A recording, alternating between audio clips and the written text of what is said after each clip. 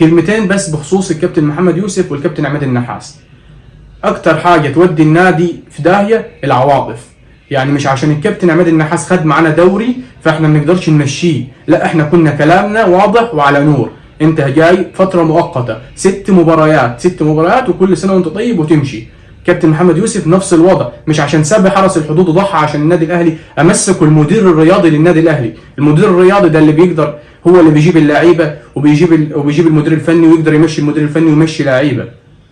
راح جاب محمد شريف على حساب اسد الحملاوي انا متابعه مع فريقه الروماني لغايه دلوقتي، جايب 6 اهداف في ماتشين ولا 3 ماتشات، مش اهداف من ضربات جزاء، لا من اهداف من وضعيات متنوعه.